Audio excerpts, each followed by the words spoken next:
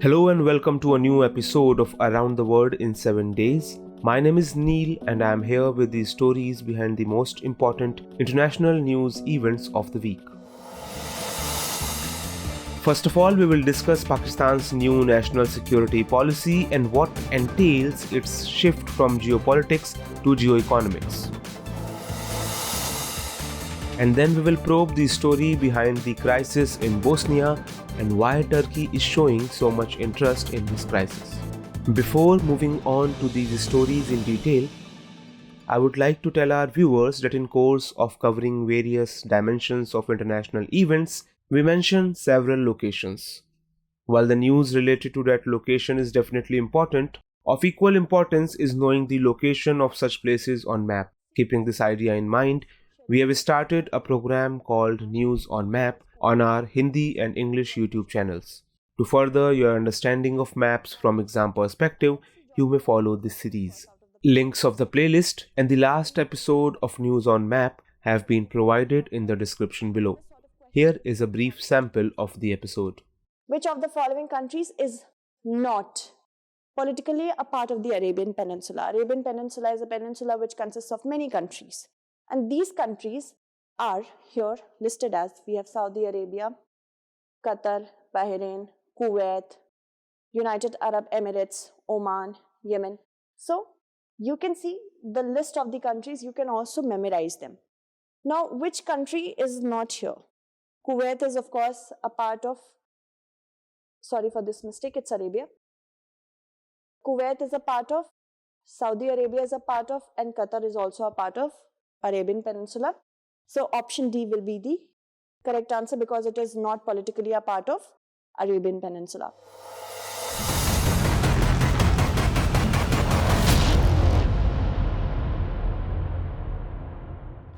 Now let us move back to the episode and begin with Pakistan's national security policy.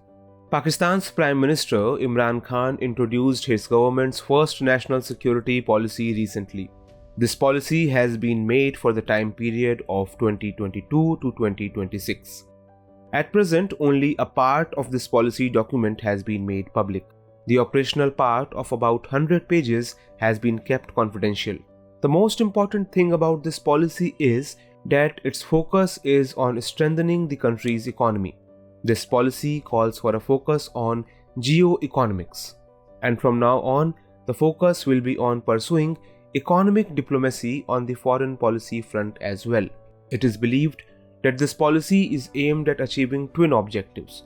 On one hand, Pakistan wants to focus on bringing its declining economy back on track, and on the other hand, it is trying hard to improve its image in front of the world.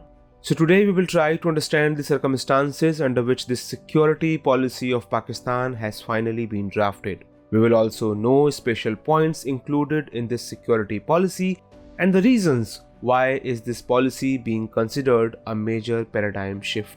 The biggest question that will be addressed is that what all this policy means from the point of view of India's security. But first, let us look at the current economic situation of Pakistan. At present, Pakistan's economy is facing serious challenges. Pakistan has a foreign debt of more than $115 billion. Unemployment and poverty are at their peak. Adding to the woes, the corona pandemic has made the situation in the country worse. Pakistan has become heavily dependent on international financial institutions like the IMF and World Bank. To keep the country's economy running, it has to stretch its hands time and again in front of these institutions. In such a situation, it is slowly dawning upon Pakistan that no matter how strong it becomes militarily, if its economy is not strong and independent, then it can neither ensure border security nor the other interests of the country. In such a situation, there is pressure on the current government there to focus on improving Pakistan's economic condition. And the efforts made in response to this pressure are clearly visible in the recent security policy. Pakistan has often been seen as a security state. In fact, so far its foreign policy goal has been to capitalize on the potential of its geopolitical standing in the world from the security point of view. But this is the first time that the core of the security structure has been changed. The focus will now be shifted from geopolitics to geoeconomics. The most important aspect of geoeconomics will be regional connectivity. It has been said that a lot of attention will be given to the issue of logistics and connectivity. Pakistan will capitalize on its location to transform into a trade and energy corridor. Indeed, Pakistan's strategic location gives it a unique opportunity to connect South Asia and Central Asia on one hand and the Middle East and Africa on the other. Connectivity to the West also opens through such routes. So overall, this policy is aimed at creating such an environment so that Pakistan can act as a bridge for regional connectivity. It aims to create a trade and energy corridor to connect the energy-rich Central Asian countries with the world's major economies. And now the usual stuff. How is it possible that Pakistan can draft some major security policy without mentioning India? Right, it is not. This document states that Pakistan seeks to improve relations with India, but adds that an equitable and peaceful resolution of the Kashmir dispute is the basis of bilateral relations between the two countries. So, no new policy has been unveiled on Kashmir, and Pakistan's old chorus on this issue has remained unchanged. This policy expectedly emphasizes on having good relations with China. It has described the China-Pakistan economic corridor as a project for national importance for Pakistan. We are aware that this corridor is part of China's ambitious One Belt, One Road project. It is a highway and infrastructure project that will connect China's Kashmir province with Pakistan's Gwadar port. Under this, several infrastructure projects will be developed in Pakistan, including ports, highways, motorways, railways, airports, and power plants. Since it passes through the disputed areas like POK and Aksai Chin, India opposes this project. Now coming back to the new policy, which apart from addressing the external and internal aspects of security, is being seen as an enabler of major change in many respects. Let us know those reasons why this policy is being considered a paradigm shift. If observed keenly, the recent security policy seems to be like a 360-degree change in Pakistan's security stance, which will be focused on economy rather than the army. Till now, the security policy of Pakistan has been prepared keeping in mind strengthening of only military capabilities. Also, the military in Pakistan has also maintained a disproportionate say in Pakistan's security and foreign policy. With a long history of coups, the command of the country has been in the hand of military rulers for more than half of the time since its creation. So, this is for the first time that a national security policy has been prepared in Pakistan while giving main priority to the civilian and citizen interests. As per this policy, the role of the army will be to maintain peace. At the same time, army will also help in achieving the vision of the policy. Now, creating regional connectivity with geo-economic focus can only be possible through peace. Obviously, Pakistan cannot play the role of enabler of regional connectivity unless its relations with neighboring countries are peaceful and there is stability in Afghanistan. So it has become a necessity for Pakistan to establish better relations with neighbors. The policy says that Pakistan advocates partnership and peaceful relations with all its neighboring countries, including India. Now there is also another aspect, that Pakistan is facing a severe image crisis on the foreign policy front. Its image is not very good in Western countries. Its relations with its traditional Middle Eastern allies like UAE and Saudi Arabia are also not as strong as they were in the past.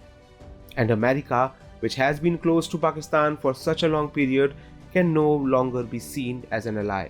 To top it all, Pakistan is facing border disputes with the Talibani government of Afghanistan.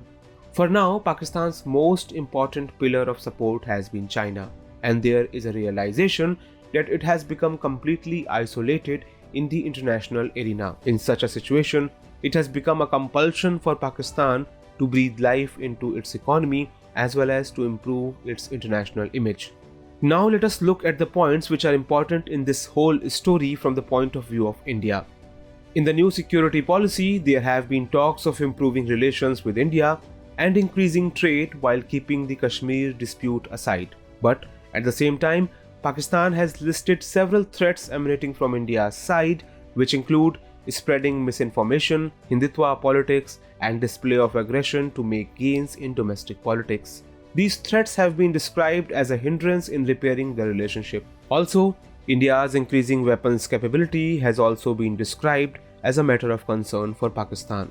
In view of the new security policy of Pakistan, it is also important to note that for several decades since independence, its undeclared security policy was India-centric. The three wars of 1948, 1965, and 1971 between India and Pakistan have also been the result of the same policy of anti-India syndrome.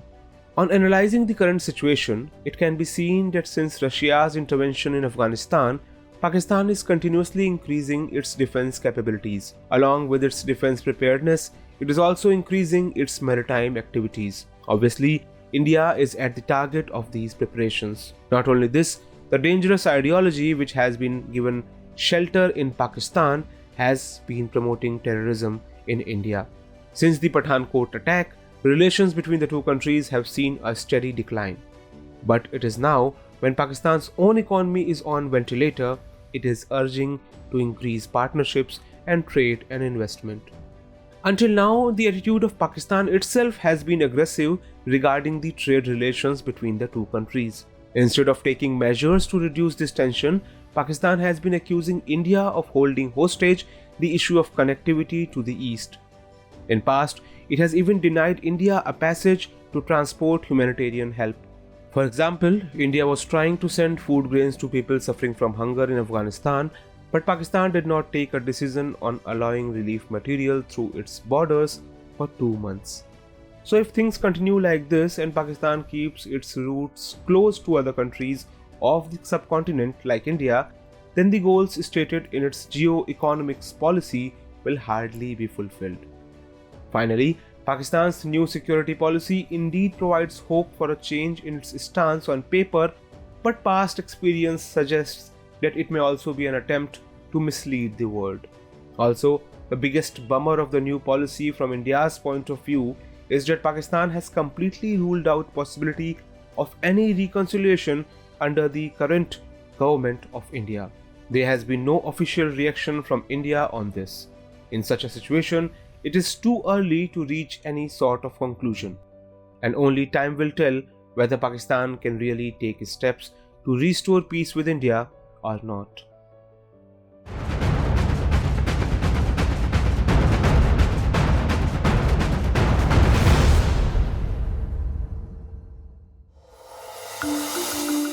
A country that faced ethnic violence in the past.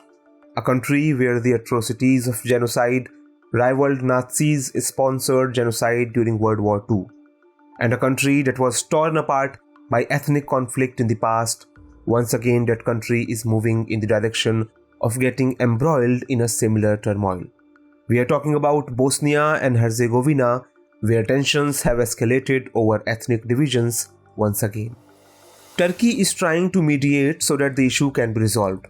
Turkish President Tayyip Erdogan has confirmed recently that negotiations on this issue are moving at a faster pace now.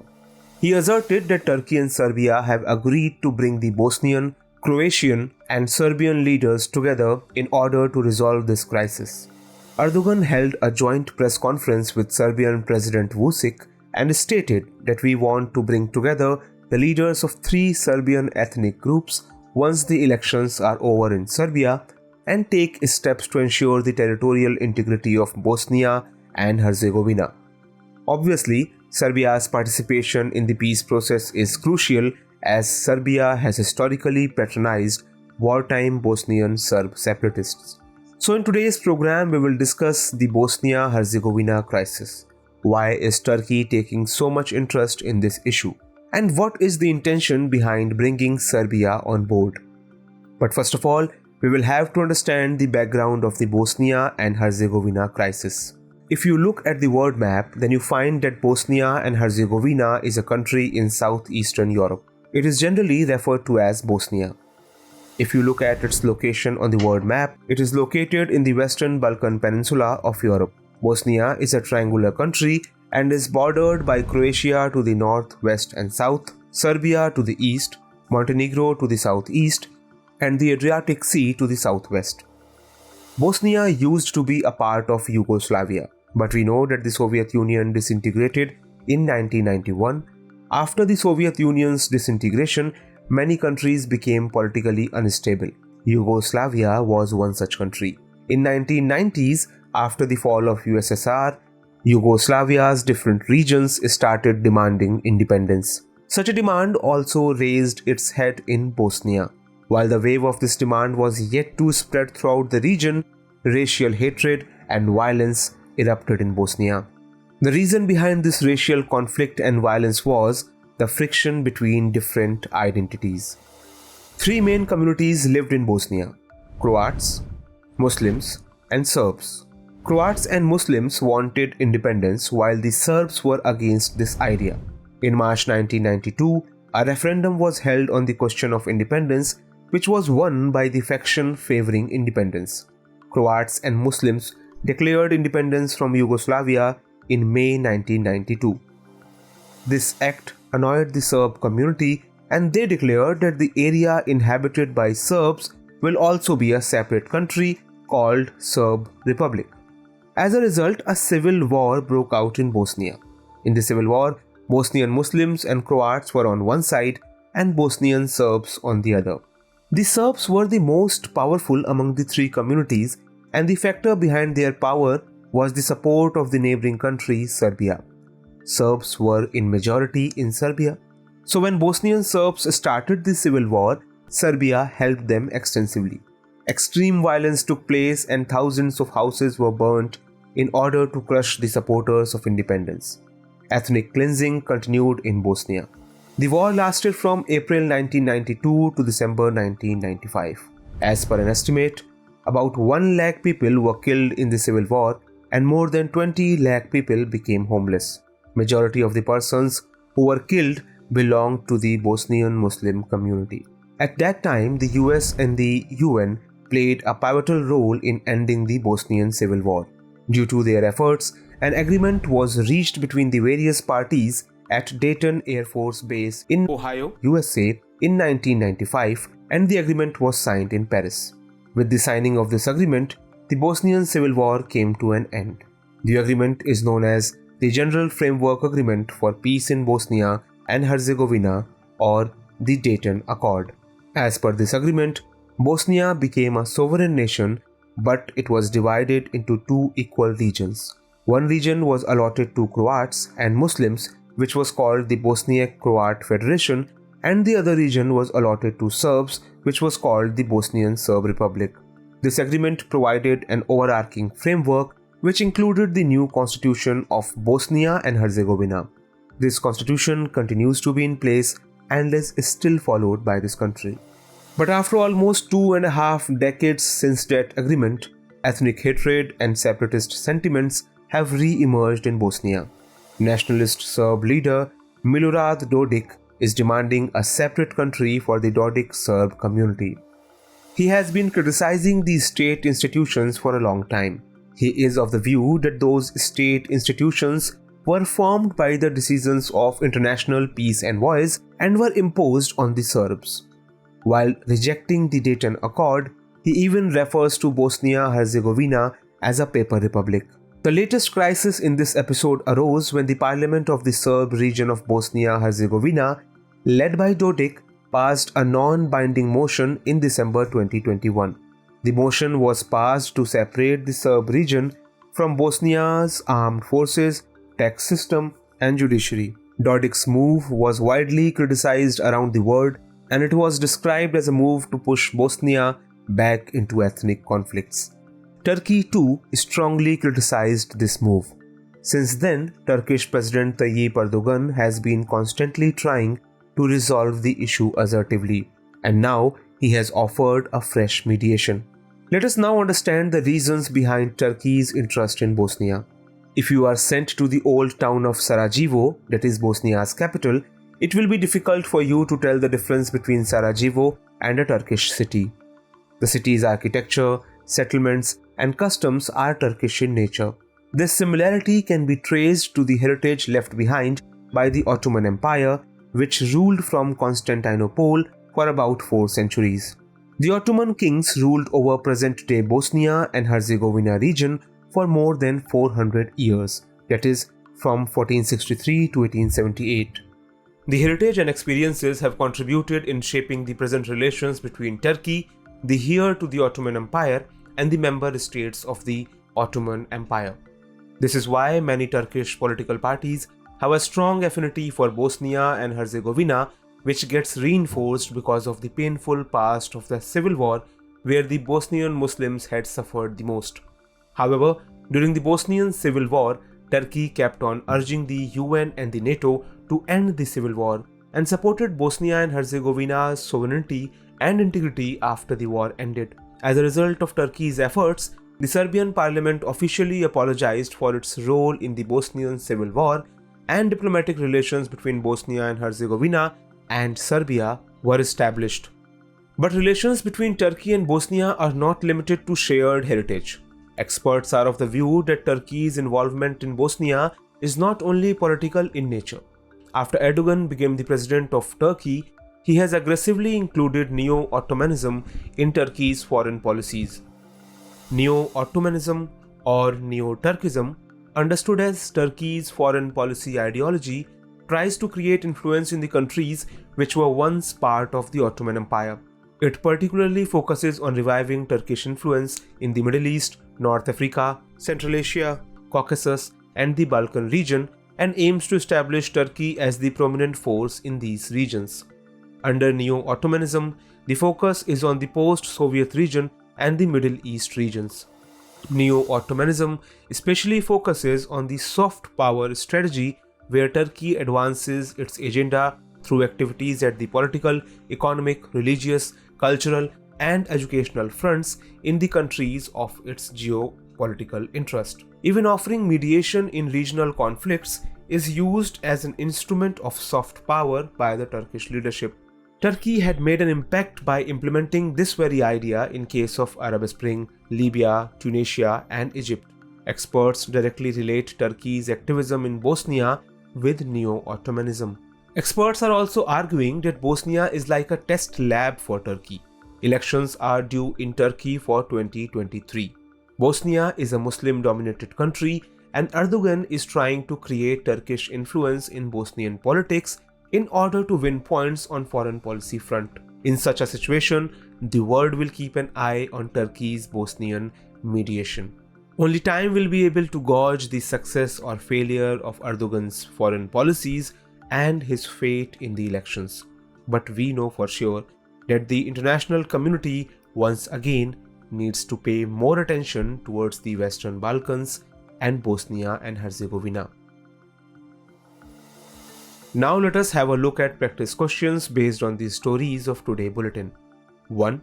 In the light of complexities of India-Pakistan bilateral relations, evaluate the new national security policy of Pakistan. 2. Evaluate Turkey's foreign policy in light of its intervention in Bosnian crisis. That is all for this week's Around the World in 7 days. I'll be back next week with new stories behind the events which continue to shape the world around us. Stay tuned.